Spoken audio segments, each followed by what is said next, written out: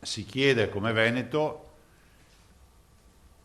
che rispetto alle condizioni, alle possibilità di restrizioni, siano validate dalla comunità scientifica nazionale, che ha un quadro molto, come si può dire, un punto di osservazione a 360 gradi. L'ultima parola spetta alla scienza, ma dovrà essere ben argomentata dal CTS. Questa è la linea di Zaia in vista dell'adozione del nuovo DPCM chiamato a regolare la vita del Paese dal 6 marzo a dopo la Pasqua, come preannunciato nell'informativa al Senato dal ministro Speranza, che ha detto chiaramente come causa varianti non si debba allentare la presa. Ma ogni mossa stavolta sarà concordata nel dettaglio con le regioni, da qui la conferenza con il governo prevista già nelle prossime ore alla presenza del neoministro Gelmini. Ci confronteremo, diciamo, direttamente con il governo e non avremo, come si può dire, il solito last minute dell'ultimo giorno che ti dicono fra 3 ore dacci parere perché poi noi lo pubblichiamo. Un cambio di passo che dovrà riguardare anche l'altro grande tema,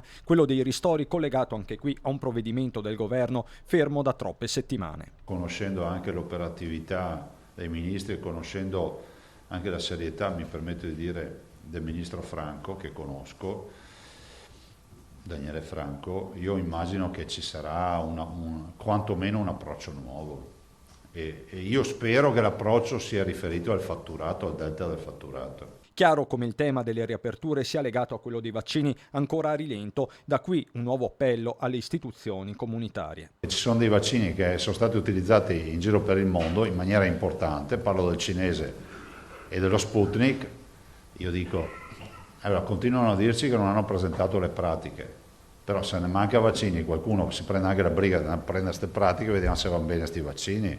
Cioè non vorrei che fosse una questione ideologica questa. E sempre sui vaccini il governatore pone un'altra questione relativa alla somministrazione della seconda dose ai soggetti in particolare che già sono stati colpiti dal Covid. Davanti a così pochi vaccini, la comunità scientifica ci può dare una risposta rispetto al fatto se sia più opportuno fare 2 iniezioni a un cittadino o farne una a testa a 2 cittadini in attesa di...